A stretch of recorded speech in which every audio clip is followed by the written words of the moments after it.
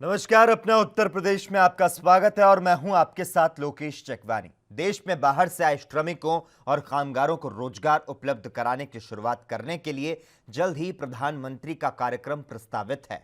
मुख्यमंत्री योगी आदित्यनाथ ने कहा कि प्रधानमंत्री के आगामी कार्यक्रम के मद्देनजर तैयारियां शुरू कर दी जाएं। दूसरे प्रदेशों से लौटे श्रमिकों और कामगारों को रोजगार के संबंध में साइट चिन्हित कर ली जाए। इन्हें कार्यक्रम के दौरान प्रदर्शित करने के उद्देश्य से सूचना विभाग इनकी फिल्म बनवाए। मुख्यमंत्री अपने आवास पर एक उच्च स्तरीय बैठक के दौरान अनलॉक व्यवस्था की समीक्षा कर रहे थे। उन्होंने कहा कि कोविड-19 से निपटने के लिए सर्विलांस व्यवस्था को सुदृढ़ किया जाए, तो साथ ही आशा, आंगनबाड़ी कार्यकर्ता और युवक मंगल दल के माध्यम से सर्विलांस को मजबूत किया जाए।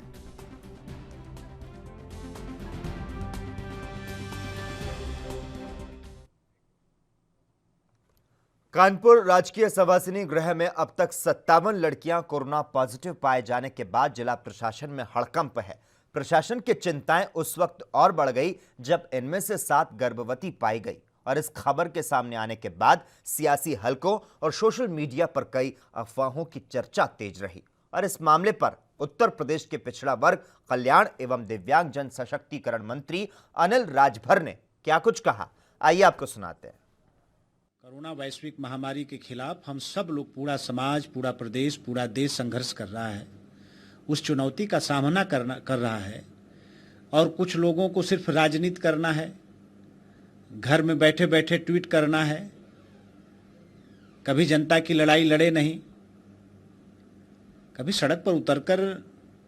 और जिस तरह से मैं तो फक्र और गर्व के साथ कहना चाहता हूं कि इस संकट की घड़ी में जिस तरह से भारतीय जनता पार्टी के एक एक कार्यकर्ताओं ने जिस बहादुरी के साथ, जिस लगन के साथ और रिस्क उठा के समाज की सेवा किया है, उसी तरीके की सेवा भाव की प्रेरणा कांग्रेस पार्टी का नेतृत्व अपने भी कार्यकर्ताओं को देता तो वो ज़्यादा अच्छा था। और इस तरह के बयान ये ठीक नहीं है। उत्तर प्रदेश में कानपुर के राजकीय महिला संवासिनी गृह की 57 बालिकाओं के कोरोना संक्रमित मिलने और 7 के गर्भवती होने को लेकर सियासत शुरू हो चुकी है। कांग्रेस की विधानमंडल दल की नेता आराधना मिश्रा ने प्रदेश की योगी सरकार पर हमला बोला। क्या कुछ कहा उन्होंने, आइए आपको सुनाते हैं। पर सरकार का जो पक्ष है उसको अपना सामने रखना चाहिए। अगर तरह तरह की खबरें आ रही हैं, कभी 2 लड़कियों के गर्भवती होने की बात आई, कहीं 7 जो समाचार पत्रों में हम लोगों ने सुना या न्यूज़ चैनल पे देखा, तो मैं तो सिर्फ ये कहूँगी कि माननीय मुख्यमंत्री जी को इसका संज्ञान लेना चाहिए और तत्काल इसकी न्यायिक जांच करानी चाहिए और जो भी सच है, जो भी तथ्य है, जो सच है उसको सार्वजनिक कर देना चाहिए, ताकि ये एक ऐसी घटना है जिससे समाज का और खासकर उत्तर प्रदेश के इतिहास पर एक बहुत बड़ा सवाल उठ रहा है। तो इसमें इसके जो तथ्य हैं वो सामने आने चाहिए। जो भी सामने आए तथ्य अगर सही है तो उन दोषियों के खिलाफ कड़ी से कड़ी कार्रवाई होनी चाहिए। और अगर इस तरह के चीज़ें आई हैं, पर एक बात से इनकार नहीं किया जा सकता कि वहाँ पर लगभग 57 जो बच्चियाँ वहाँ पे थी वो कोरोना पॉजिटिव आई हैं।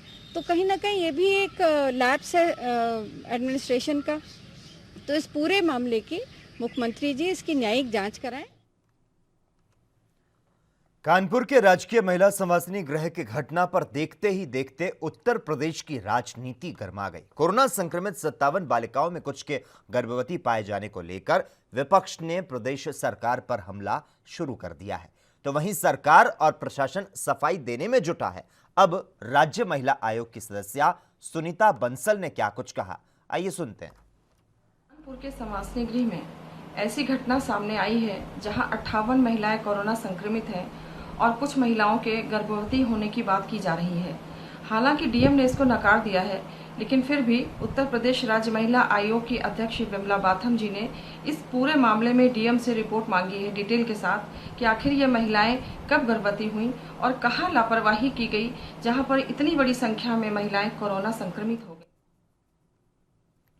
कानपुर में बाल संरक्षण गृह में 2 कर्मचारियों समेत 57 लड़कियों की रिपोर्ट कोरोना पॉजिटिव निकलने से हड़कंप मच चुका है। विपक्ष इस पर लगातार सवाल उठा रहा है, तो वहीं अब इस पर कानपुर के डीएम और एसडीपीओ ने अपनी सफाई को पेश किया है। देखिए, ये जो राजकीय बालगृह बालिकाओं का जो संरक्षण केंद्र है, इसमें आपको पता है कि पॉक्सो एक्ट या अन्य अधिनियमों के तहत जो किशोरियां हैं वो लाई जाती हैं, जिनके मामलों में न्यायालयों में कार्यवाही चल रही होती है।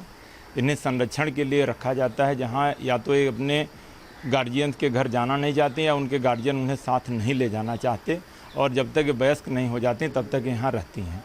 यहाँ कोविड पॉजिटिव के मामले पाए गए हैं और इन मामलों के पाए जाने के पीछे के लिंक देखे जा रहे हैं, क्योंकि यहाँ कुछ ऐसी भी किशोरियाँ थीं जो यहाँ भेजी गई थीं, उसके बाद तो प्रेग्नेंट थीं। तो या तो एक लिंक ये संभावना हो सकती है कि कहीं अस्पताल जाते समय या वहाँ के माध्यम से कुछ हो सकता हो, या एक इनकी एक स्टाफ है जो बाहर से आती जाती रही हैं, जो उनके पॉजिटिव पाई गई हैं, एक लिंक वो हो सकता है। तो लिंक जो है अभी इस्टेब्लिश करने के प्रयास किए जा रहे हैं, मूल स्रोत क्या हो सकता है। है कोई कि नहीं? नहीं, जिम्मेदारी है और जो वहाँ ड्यूटी में हैं सबको उसकी जो वो किया जा रहा है, जो भी उसमें दोषी पाए उसके खिलाफ। तो लिंक मिला नहीं है, लिंक मिले है। आप प्रोफेशनल अधिकारी हैं, आप जाते हैं? निरीक्षण करने जाते हैं तो किसी को देख करके आप बता सकते हैं कि HIV पॉजिटिव है। शासन को हमेशा रिपोर्ट भेजी गई है, हम लोगों ने रिक्वेस्ट किए हैं। नहीं, हम लोगों ने रिक्वेस्ट किया है, अब जो भी संसाधन उपलब्ध उसमें कार्रवाई की जाती है। कितने लोग रह रहे हैं सर? कैपेसिटी पहले हमारी 100 की थी, लेकिन हम लोगों ने पिछले साल उसमें एक हॉल और बनवा करके उनको जो है व्यवस्थित करने की कोशिश किया। कितने लोग रह रहे हैं? 171 थी वो। कानपुर में राजकीय संवासनी गृह में लड़कियों के गर्भवती होने का मामला तूल पकड़ने के बाद जिला प्रशासन जहां अपनी सफाई को पेश कर रहा है, तो वहीं विपक्ष इस मसले पर सरकार को घेरने पर लगा हुआ है। अब एसपी नेता अनुराग भदौरिया ने क्या कुछ कहा, आइए आपको सुनाते हैं। मुझे लगता है कि इस सरकार के लिए इससे ज़्यादा शर्म की बात कुछ हो ही नहीं सकती। देवरिया में भी इसी तरह का कांड हुआ था, तब हम लोगों ने आवाज़ उठाई थी, तब भी सरकार इसकी लीपापोती करती रही, सरकार ने बचाने की कोशिश की उनके लोगों को। आज कानपुर में ये घटना हुई, इसके मतलब चिंता का विषय है उत्तर प्रदेश के अंदर में कि एक जो बाल गृह हैं, जहाँ पे लोग, महिलाएं, जो बच्चियाँ अपने आप को सुरक्षित समझती हैं, जहाँ समझा जाता है कि यहाँ पे सुरक्षा है, यहाँ सरकार उनकी देखभाल कर रही है। अगर सरकार जहाँ देखभाल कर रही हो, सरकार की संस्था देखभाल कर रही हो, वहाँ पे अगर बच्चियों के साथ अत्याचार और अन्याय हो जाए और इस तरह की घटना हो जाए जो हम शब्दों में बोल भी नहीं सकते, तो मुझे लगता है इससे ज़्यादा तकलीफ और दर्द की बात उत्तर प्रदेश के लोगों के लिए नहीं हो सकती। और मुझे लगता है कि उत्तर प्रदेश के अंदर में बच्चियां और महिलाएं असुरक्षित महसूस करेंगी, क्योंकि जब सरकारी बालगृह में हालत होगी तो आप सोच सकते हो कि आदमी किस तरह से समाज में जिएगा। समाज में उस जगह जहाँ पे सरकार का कोई संरक्षण भी नहीं होता है, वहाँ क्या हालत होती होगी महिलाओं की, बच्चियों के साथ, इसका अंदाजा आप लगा सकते हैं। जिस तरह की घटना कानपुर में हुई है, मुझे लगता है इसको सरकार को इसकी उच्च स्तरीय जांच करनी चाहिए और इससे संबंधित अधिकारी और संबंधित जो मंत्री हैं तुरंत के तुरंत बर्खास्त कर देना चाहिए। सूबे की राजधानी लखनऊ में आज समाजवादी छात्र सभा का प्रदर्शन देखने को मिला, जहां लखनऊ विश्वविद्यालय में होने वाली परीक्षाओं और हॉस्टल फीस माफी की मांग को लेकर यह प्रदर्शन किया गया।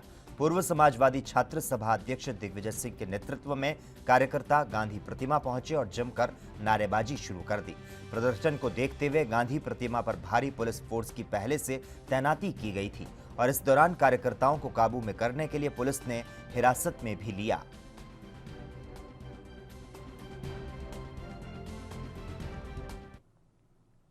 चीन के खिलाफ देश के लोगों का गुस्सा लगातार बढ़ता जा रहा है और इसकी बानगी बुलंदशहर के अनूप शहर में देखने को मिली।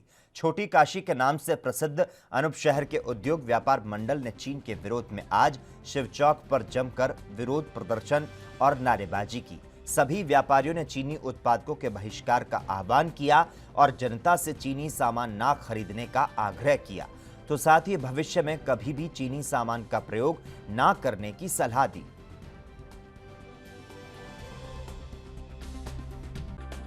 के राष्ट्रपति का जो पुतला किस लिए फूंका गया है व्यापार मंडल द्वारा? आज ये हमने व्यापार मंडल के कार्यकर्ताओं ने चीन के राष्ट्रपति का पुतला फूंका है। ये जो हमारे देश की सीमा पर जो जवान शहीद हुए हैं जिसकी चीन ने नापाक हरकत करी है उसकी हम घोर निंदा करते हैं और पूरा व्यापार मंडल चीन के सामानों का बहिष्कार करने की शपथ लेता है। इसलिए आज हमने चीन के राष्ट्रपति का पुतला फूंका है। वहीं लखीमपुर खीरी में बीजेपी युवा मोर्चा के कार्यकर्ताओं की ओर से मैगलगंज चौराहे पर शहीद सैनिकों को श्रद्धांजलि दी गई। कार्यकर्ताओं ने दिवंगत आत्माओं की शांति के लिए 2 मिनट का मौन रखा और इस दौरान कार्यकर्ताओं ने शहीद सैनिकों के परिजनों को इस दुख को सहन करने की शक्ति देने की प्रार्थना की और इसके बाद चीन का पुतला जलाकर सरकार से उसके खिलाफ सख्त कार्रवाई करने की मांग की। तो वहीं इस मौके पर लोगों को चीनी सामान का बहिष्कार करने और स्वदेशी को प्रोत्साहन देने के लिए प्रेरित भी किया गया।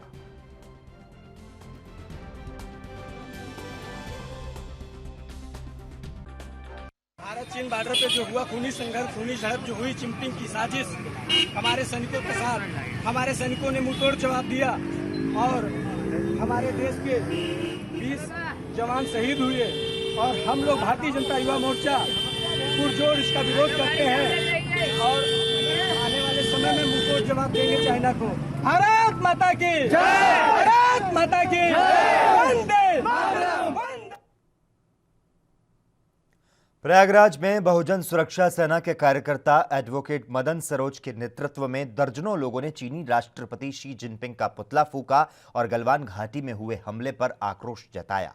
मौजूद लोगों ने सभी से चीनी सामानों के बहिष्कार की अपील करते हुए चीनी सामानों की होली भी जलाई। तो साथ ही गलवान घाटी में शहीद हुए सैनिकों की बहादुरी को याद करते हुए कैंडल मार्च निकालकर शहीदों को श्रद्धांजलि दी।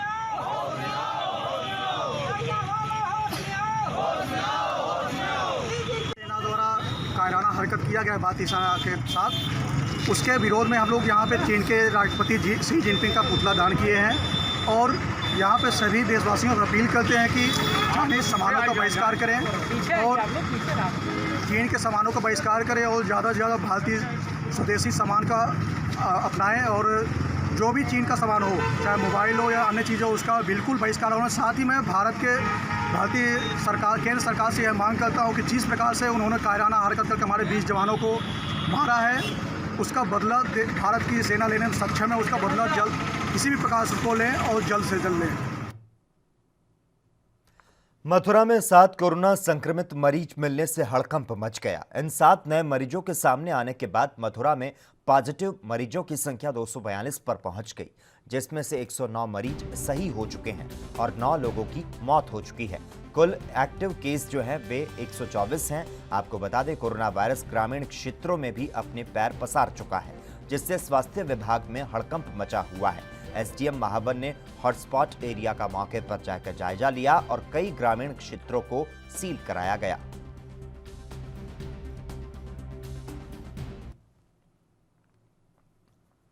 कोरोना काल के दौरान जनपद शामली में 15 संक्रमित लोगों के मिलने से हड़कंप मच चुका है। ये सभी नए केस शामली शहर से लेकर कैराना और कांधला कस्बों से लेकर गांव तक से सामने आए हैं, जिससे कहा जा सकता है कि जिले में संक्रमण का दायरा पूरी तरह से फैल चुका है।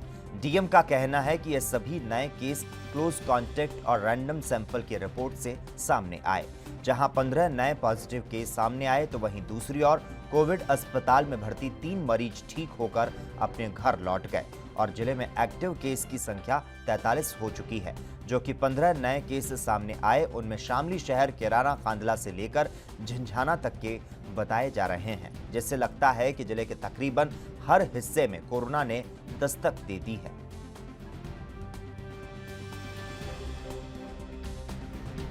जनपद शामली में 15 नए कोरोना पॉजिटिव केसेस आए हैं। अभी सैंपल्स की रिपोर्ट प्राप्त हुई है। इन लोगों को हमारे कोविड हॉस्पिटल में शिफ्ट किया जा रहा है। ज़्यादातर लोग हमारे रैंडम सैंपलिंग जो नर्सिंग होम्स में अलग अलग चौराहों पर, अलग अलग होटल्स, ढाबों पे करी गई थी, उन्हीं में ये लोग कोरोना पॉजिटिव पाए गए हैं। इनकी कॉन्टैक्ट ट्रेसिंग और जहाँ ये रहते थे वहाँ का सीलिंग और सैनिटाइजेशन का काम भी प्रारंभ कर दिया गया है। इस प्रकार जनपद में हमारे केस 31 से बढ़ के 46 एक्टिव केस हो जाते हैं।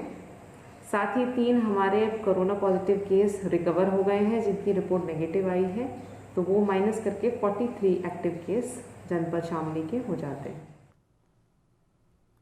लगातार 16वें दिन भी पेट्रोल और डीजल की कीमतों में वृद्धि हुई। देश की सबसे बड़ी तेल marketing company Indian oil corporation के अनुसार लखनऊ में 1 लीटर पेट्रोल के दाम 80 रुपए 32 पैसे प्रति लीटर, डीजल के दाम 71 रुपए 15 पैसे प्रति लीटर हो गए। अंतर्राष्ट्रीय बाजार में क्रूड का भाव बीते एक महीने में 18% तेज हो चुका है। तो वहीं कोरोना संकट और लॉकडाउन के बीच कच्चा तेल सस्ता होने पर केंद्र सरकार ने उत्पाद शुल्क और राज्यों ने वेट को बढ़ा दिया है। इससे तेल कंपनियां कीमतों में इजाफा कर रही हैं। आपको बता दें, कोरोना वायरस और लॉकडाउन के चलते देश में ईंधन के दाम लगातार 82 दिन तक स्थिर बने रहे। देश भर में कीमतें बढ़ाई गई और स्थानीय बिक्री कर या मूल्य संवर्धित कर के आधार पर प्रत्येक राज्य में पेट्रोल और डीजल की कीमतें अलग अलग है। सरकार से यही मांग है कि अभी तो जैसी परिस्थितियां हैं उस हिसाब से आदमी ऐसे ही परेशान है, तो उस कंडीशन में ऐसा करना चाहिए कि पेट्रोल के दाम ना बढ़ा के कुछ समय तक ना बढ़ाएं, उसके बाद फिर जब थोड़ी परिस्थिति सही होती है, थोड़ी सुधार होता है, उसके बाद बढ़ाएं तो आम नागरिक को उतनी ज़्यादा परेशानी नहीं होगी। ऐसे आदमी पहले से ही मेंटली परेशान है कि बाहर निकलना है, कुछ काम करना है, सबको ऑफिस जाना है, सब कुछ करना है, बाकी काम तो चल ही रहे हैं, उसमें एक ये कोरोना का अलग से प्रॉब्लम है, तो सब लोग मेंटली तो डिस्टर्ब है ही है। आए दिन कुछ ना कुछ न्यूज़ चल ही रहा है, मतलब बॉर्डर पे भी कुछ ना कुछ डिस्टर्बेंस है, अलग अलग न्यूज़, मतलब बहुत सारी ऐसे न्यूज़ हैं जो आदमी को मेंटली डिस्टर्ब किए। भले वो उससे डायरेक्टली रिलेटेड है नहीं है, उससे नहीं मतलब है, लेकिन घर पे रह के आदमी ऐसे ही परेशान है। ऊपर से ये अलग से पेट्रोल और डीजल की कीमतें बढ़ेंगी तो और आम नागरिक का तो परेशानी बढ़ेगा ही। अब आदमी जहाँ 100 रुपये बढ़ाता है 50 रुपये बढ़ाएगा, अब क्या करे भाई, डेली चलना है उसको, तो क्या करा जाए बताइए आप। आए दिन महंगा होता जा रहा है, 2-3 दिन से लगातार महंगा। 2-3 दिन से अभी देखिए दिल्ली में कितना हो गया है, लगातार बढ़ा है। अब जब डीजल पेट्रोल के दाम बराबर आ रहे हैं, इसके लिए क्या करें। नहीं बढ़ रहे हैं, ठीक है, तकलीफ तो सबको हो रही है, लेकिन गवर्नमेंट का आवश्यकता है तो बढ़ा रही है, और बढ़ तो ज़्यादातर चीज़ें नहीं, उसमें कोई नहीं बोल रहा है। पेट्रोल हाईलाइट है, ज़्यादा दिखता है, इसलिए सबको दिख रहा है। हमारे हिसाब से बढ़ रहा, थोड़ा कंजेस्टेड पड़ रहा है, लेकिन इतना गलत नहीं है। लोगों को कितनी दिक्कतें होती हैं? दिक्कतें तो होती हैं लोगों को, लेकिन और दिक्कतें देखें उससे ज़्यादा दिक्कतें इसमें नहीं है, क्योंकि बाकी चीज़ जो खाने पीने वाली इस टाइप की चीज़ जो इतनी महामारी चल रही है, उसमें अगर गवर्नमेंट किसी तरह से कहीं से कवर कर रही है तो कोई बुरी बात नहीं है। आज दिन लगातार हाँ बढ़ रहा है, कहाँ तक ज़्यादा देखिए, लगातार बढ़ना नहीं चाहिए वैसे, ये गलत है, लेकिन फिर भी अब गवर्नमेंट देखिए जो चाहती है इसको, हाँ आम जनता को परेशानी तो हो रही है। हाँ, उत्तर प्रदेश में मानसून पूरी तरह से सक्रिय हो चुका है। प्रदेश के कई इलाकों में पिछले 24 घंटों में जोरदार तरीके से बारिश हुई। पूर्वी यूपी के श्रावस्ती, बहराइच और गोंडा जिलों में तो 48 घंटों से छिटपुट बरसात जारी है। बुंदेलखंड और पश्चिमी उत्तर प्रदेश के अधिकतर भागों में बारिश हुई। राजधानी लखनऊ में सुबह से बारिश शुरू हो गई, जो कि कुछ कुछ अंतराल पर होती रही।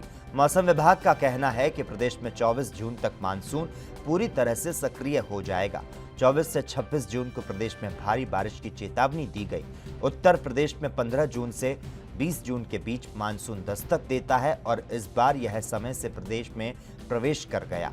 मौसम विभाग का पूर्वानुमान है कि इस बार अच्छी बारिश होगी, जो कि खरीफ की फसल के लिए लाभकारी है।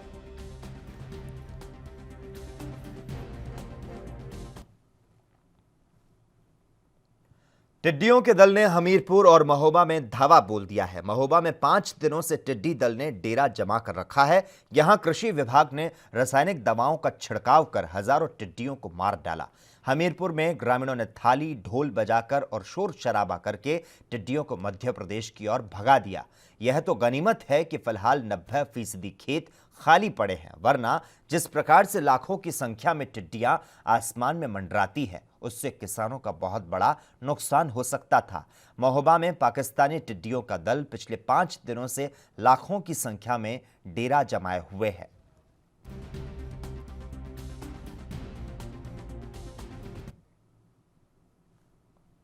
वहीं एटा में पत्नी का इलाज कराने गए एक युवक से महिला चिकित्सक द्वारा अभद्रता करने का मामला सामने आया।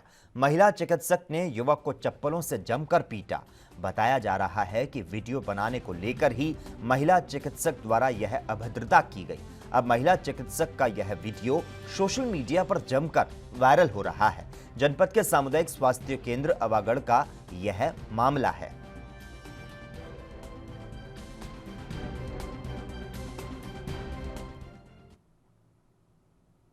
उधर हापुड़ में मामूली सी कहासुनी को लेकर दो पक्षों में पथराव का वीडियो सोशल मीडिया पर वायरल हो गया। वायरल वीडियो में साफ तौर पर देखा जा रहा है कि दोनों पक्षों में जमकर ईंट पत्थर चले। यह वायरल वीडियो बाबूगढ़ थाना क्षेत्र के जेतपुर का बताया जाता है।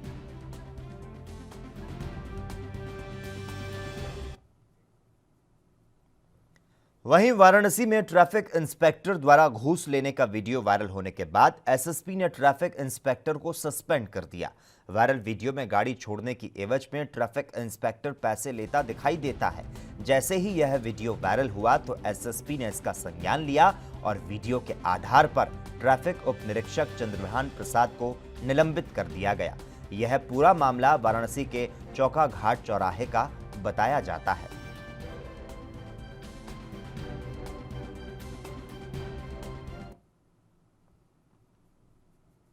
वहीं जालौन में ग्राम प्रधानों की मनमानी के कारण मौजूदा संकट काल में मजदूरों को मदद देने का सरकार का संकल्प धराशायी नजर आ रहा है। प्रशासन ने अगर इस पर गौर न किया तो ऐसे प्रधानों की तो चांदी हो जाएगी, लेकिन मजदूरों को भूखों मरना पड़ेगा। गांव विरासनी के प्रधान मुन्नी देवी वर्मा है, लेकिन उनका कार्य संचालन बेटा टिंकू वर्मा करता है, जो कि दबंग प्रवृत्ति का है। मनरेगा और नरेगा के तहत काम करने वाले ग्रामीणों को 2017 से पैसे नहीं मिल रहे। जो भी अनुदान किसी भी काम के लिए आता है, टिंकू सिंह ग्रामीणों से 50% कमीशन लेकर जाता है और जो लोग पैसे नहीं देते उनकी योजनाएं सरकारी अफसरों की मिलीभगत से अधर में लटक जाती है। जिन लोगों ने मनरेगा और नरेगा के तहत काम किया उनकी मजदूरी नहीं मिल रही। जो पैसा अकाउंट में आता है फर्जीवाड़ा करके निकाल लिया जाता है।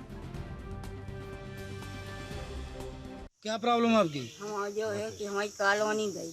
हाँ। हमने घर से पैसा लगाओ, ये बोले कि हम तुम्हारी जेब के दे रही, और दूसरी गई फिर बाद में बोले अपने घर से लगा ली ना तुम, फिर हम तुम्हें दे हैं। अच्छा। फिर गए घरे से बोले लो सब तो निकाल रहे तुमने। हाँ। और बस रह गए। प्रधान जी का नाम क्या है? मीना हाँ? मीना रानी। मीना रानी। पैसा कितने दिए थे आपने? हमने 20,000 20,000 दिए थे। 20,000 ले लिया जब पैसा निकाल दो हम। अच्छा। गांव का नाम क्या है आपकी? समस्या सब जो है हमारी कॉलोनी आई थी, कटवा दी, नेट पे चल रही है कि तो इनने कटवा दी। कौन ने कटवा दी? प्रधान ने कटवाया, को कटवा सका थे। क्यों कटवाई? अब का बताने का कटवाई, का फिरिस्ती पर गई सो कटवाई है हमारी कॉलोनी। और जाइएगी कि हम छपराते हैं, डरे हैं। जब हमने भैंसियाँ बेची अपना वो बेचो मजबूरी कर करके, जब ये कोठरिया बनो पाई तो तन गपे हम गिलाए में। ये समस्या बहुत गंभीर चल रही है। छपरा डारे साहब छिरियाँ बकरियाँ बांध है, उनसे खर्चा चला रहे हैं। बेच के नाच पानी खा रहे, बच्चन को खवा रहे हैं। लखीमपुर में प्रशासन के नियमों का पालन नहीं करने वालों पर अब पुलिस अधीक्षक का चाबुक चल रहा है। पुलिस अधीक्षक खुद विभिन्न क्षेत्रों में भ्रमण कर विभिन्न स्थानों पर सघन चेकिंग कर रहे हैं और इस दौरान बिना मास्क लगाए घूम रहे लोगों, ट्रिपल राइडिंग करने वालों, 4 पहिया और अन्य सवारी वाहनों द्वारा नियमों का पालन नहीं करने वालों का चालान किया गया। तो साथ ही विभिन्न व्यापारिक प्रतिष्ठानों का निरीक्षण कर समय सीमा के बाद खोली दुकानों के मालिकों को सख्त हिदायत दी गई।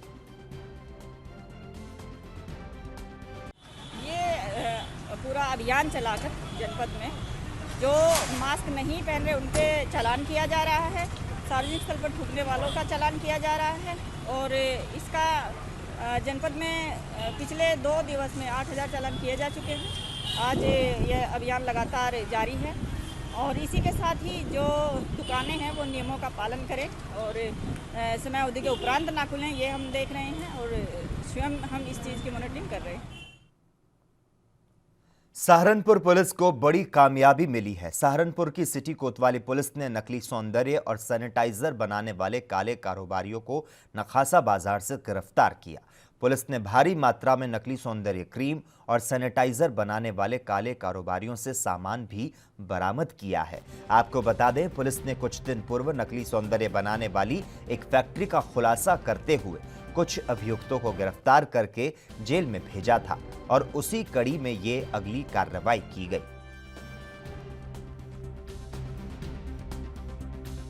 कोतवाली नगर के नखासा बाजार मार्केट में कुछ समय से कुछ सौंदर्य प्रसाधन नकली और कुछ मिलावटी सामान बना करके जो है बेचा जा रहा था।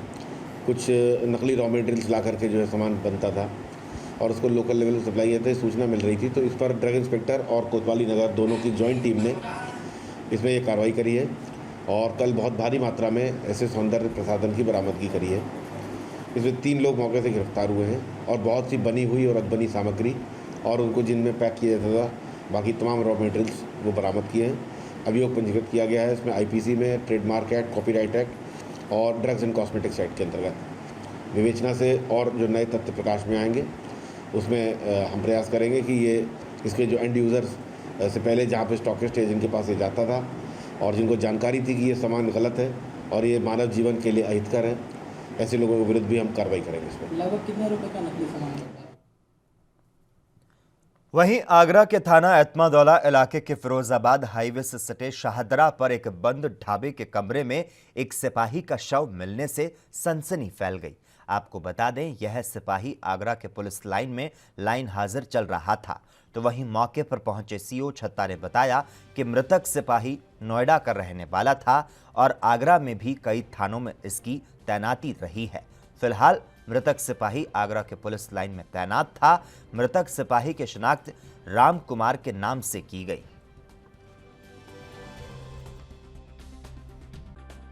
हाँ, राम कुमार नाम का सिपाही है जो पुलिस लाइन में तैनात था। ऐसी जानकारी हुई है, कल वो दोपहर में यहाँ पर आया था और होटल के कमरे में लेटा था और अभी मालूम चला कि वो उसकी मृत्यु हो गई है। मौके पे पुलिस आ गई है, कार्रवाई की जा रही है पुलिस लाइन में। अभी ये डिटेल मालूम किया जा रहा है। वहीं मथुरा में होली गेट की गली भीखचंद में 2 लोगों की गोली मारकर हत्या कर दी गई। दिन दहाड़े हुए हत्याकांड में 3 अन्य लोग घायल भी हुए हैं। इस घटना के बाद से क्षेत्र में दहशत का माहौल है। बताया जा रहा है कि हथियार लहराते हुए 3 युवक भीखचंद गली में आए। उन्होंने गली में मौजूद एक युवक को निशाना बनाकर फायर किए। बीच बचाव में हमलावरों की गोली अन्य लोगों को लग गई। हमलावरों की गोली से सुंदर और बसंत नाम के युवक की मौके पर ही मौत हो गई। तो वहीं 3 अन्य लोग घायल बताए जाते हैं। गोलियों की आवाज को सुनते ही दुकानों के शटर गिर गए, बाजार में सन्नाटा पसर गया, लोग घरों में कैद हो गए। फायरिंग की सूचना पुलिस को दे दी गई। तो वहीं पुलिस पूरे घटनाक्रम का कारण जानने की कोशिश कर रही है।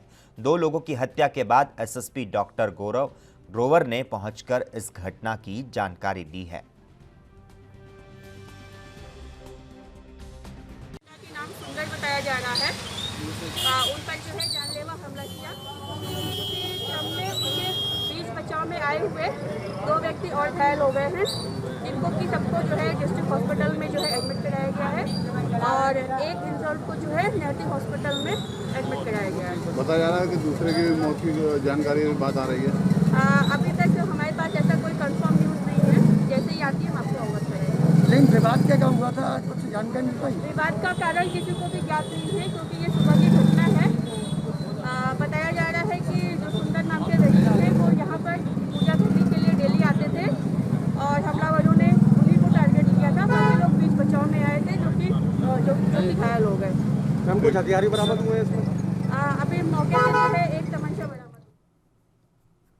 उधर आगरा लखनऊ एक्सप्रेस वे पर भीषण सड़क हादसा हुआ। हादसे में सवारियों से भरी एक बस सामने से आ रहे ट्रक से भिड़ गई। दोनों ही गाड़ियों की रफ्तार इतनी तेज थी कि ट्रक के परखच्चे उड़ गए, जबकि बस खाई में पलट गई। ट्रक ड्राइवर की मौके पर ही दर्दनाक मौत हो गई। ट्रक जिस बस से टकराया उसमें 21 लोग सवार थे। बस दिल्ली से लखनऊ जा रही थी और यह हादसा डौकी थाना क्षेत्र के नगला बेहड़ के पास हुआ। पुलिस ने घटना की सूचना पाकर मौके से 15 जख्मी यात्रियों को एसएन मेडिकल कॉलेज में भर्ती कराया। आगरा लखनऊ एक्सप्रेस वे पर हुए इस हादसे की वजह दोनों ही गाड़ियों की तेज रफ्तार बताई जाती है। आगरा लखनऊ एक्सप्रेस वे पर यह ट्रक लखनऊ से आ रहा था। तेज रफ्तार के चलते अनियंत्रित होकर ट्रक पहले डिवाइडर से टकराया और फिर दिल्ली की ओर से आ रही बस से जा भिड़ा। बस में बैठे कई यात्री गंभीर रूप से घायल हो गए। ये तो जैसे अगली गाड़ी आ रही वो ने हल्का ब्रेक लगाया हमारी। आगे कौन सी गाड़ी थी? वो तो रात को एक्सीडेंट हुआ पड़ा था। इसमें कितने लोग घायल हो गए, कितने लोग की मौत हो गई? नहीं घायल नहीं, उसमें हमारे लगे, उसमें तो लगी नहीं। पहले से ही बस और एक टेलर एक्सीडेंट हो पड़े थे जी, जिसके बाद में सुबह 6 बजे हम आ रहे थे तो एक गाड़ी आगे चल रही थी हमारी, तो उससे पीछे से हमारी गाड़ी लग गई। अच्छा, आपकी गाड़ी में कितना नुकसान, कितने लोग घायल हैं? एक ड्राइवर कंडक्टर। आपकी कौन सी गाड़ी है? हमारी गाड़ी आगे खड़ी है, साथ की गाड़ी है हमारी। और इसी के साथ ही अपना उत्तर प्रदेश में इतना ही, लेकिन देश और दुनिया की तमाम अहम खबरों के लिए लगातार आप जुड़े रहिए और देखते रहिए ANB न्यूज़।